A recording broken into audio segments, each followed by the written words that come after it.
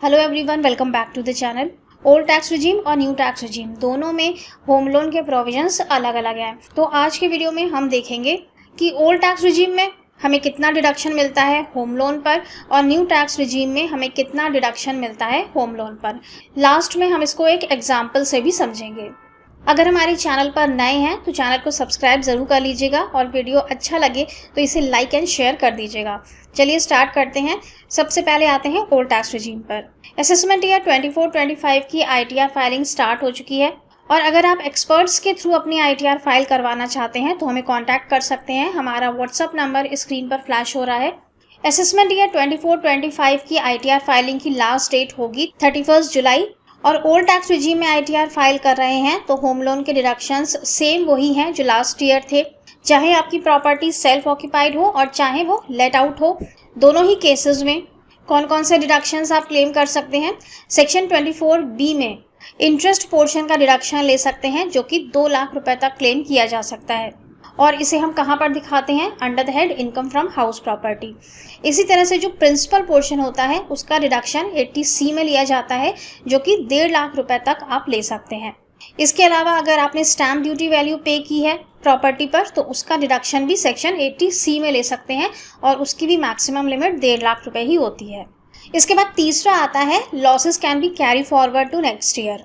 House property का कोई loss है जो कि आप इस ईयर सेट ऑफ नहीं कर पा रहे हैं, इस साल की इनकम से सेट ऑफ नहीं हो पा रहा है और लॉस ज़्यादा है, इनकम कम है, तो लॉस को आप कैरी फॉरवर्ड कर सकते हैं अगले साल के लिए। अगले साल जब आपको गेन होगा तो ये लॉस उसमें से सेट ऑफ हो जाएगा। तो हाउस प्रॉपर्टी का loss carry forward and set of हो जाता है ओल्ड टैक्स रिजीम में। प्रॉपर्टी सेल्फ ऑक्यूपाइड है या फिर लेट आउट है, दोनों ही केसेस में यहाँ पर सेम प्रोविजंस हैं। लेकिन न्यू टैक्स रिजीम में ऐसा नहीं है। आपकी प्रॉपर्टी सेल्फ ऑक्यूपाइड है तो अलग प्रोविजंस हैं और अगर आपकी प्रॉपर्टी लेट आउट है तो अलग प्रोविजंस हैं। लेट आउट का मतलब कि आपने रेंट पर प्रॉपर्टी को दिया हुआ है और वहाँ से आपको इनकम रिसीव हो रही है। जब भी हम प्रॉपर्टी को रेंट पर देते हैं और हमें इनकम जनरेट होती है तो उसे भी हमें अपनी इनकम टैक्स रिटर्न में दिखाना है। सबसे पहले हम रेंटल वैल्यू दिखाएंगे जिस पर कि हमें 30% का स्टैंडर्ड डिडक्शन मिलता है और फिर उस रेंटल वैल्यू में से जो भी हमने होम लोन का इंटरेस्ट क्लेम किया है वो डिडक्ट हो जाता है। ये प्रोविजंस हैं ओल्ड टैक्स रिजीम के। चलिए चलते हैं न्यू टैक्स रिजीम में। न्यू टैक्स रिजीम में सबसे पहले बात करेंगे सेल्फ ऑक्यूपाइड प्रॉपर्टी के लिए, मतलब कि ऐसी प्रॉपर्टी जिसमें कि आप खुद रह रहे हैं। अगर आपकी प्रॉपर्टी सेल्फ ऑक्यूपाइड है तो इसमें कोई भी डिडक्शन नहीं मिलता है होम लोन के लिए। ना ही आप इंटरेस्ट पोर्शन का डिडक्शन ले सकते हैं और ना ही प्रिंसिपल पोर्शन का कोई डिडक्शन मिलता है। तो सेक्शन 24B भी नहीं मिलता और सेक्शन 80C भी नहीं मिलता। साथ ही साथ जो स्टैम्प ड्यूटी का डिडक्शन होता है सेक्शन 80C में, उसमें भी कोई डिडक्शन नहीं मिलता। इसके बाद आती है रेंटल प्रॉपर्टी।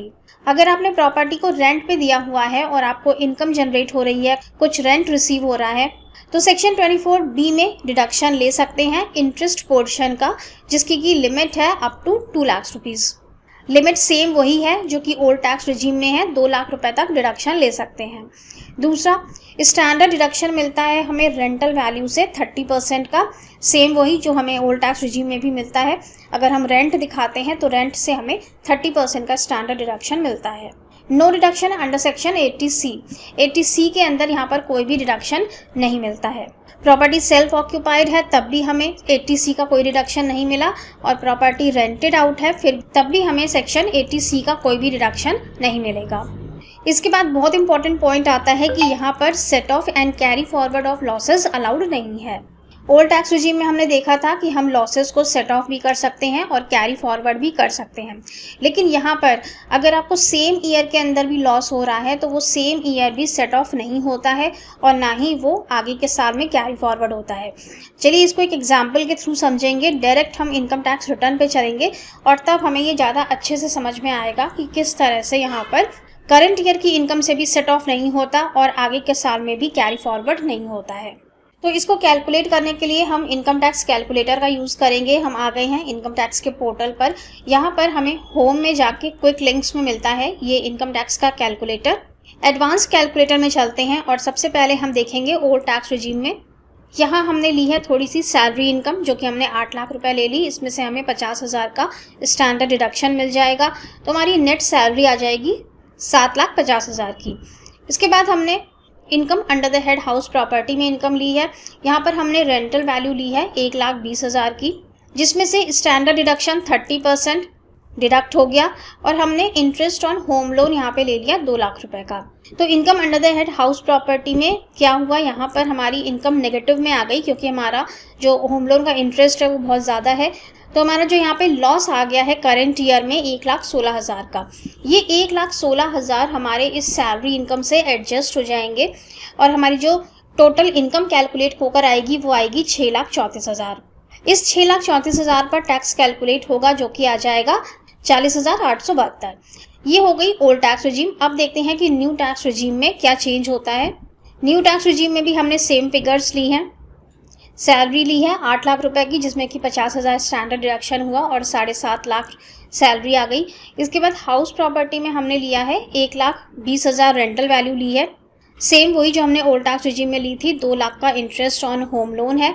अब यहाँ पर जो हमारी नेट इनकम आई है, income under the head house property, ये 0 आई है क्योंकि यहाँ पर लॉसेस ना तो करंट ईयर की इनकम से सेट ऑफ होते हैं और ना ही ये कैरी फॉरवर्ड होते हैं। तो यहाँ पर भले ही हमारा इंटरेस्ट ऑन होम लोन काफ़ी अच्छा खासा है और ओल्ड टैक्स रिजीम में हम देख रहे थे कि हमारी नेगेटिव फिगर आ रही थी 1,16,000 की, लेकिन यहाँ पर हमें कोई भी बेनिफिट नहीं मिलेगा और ये अमाउंट हमारा 0 हो गया। अब इससे क्या इम्पैक्ट पड़ेगा, इससे इम्पैक्ट पड़ेगा हमारी ग्रॉस टोटल इनकम पर।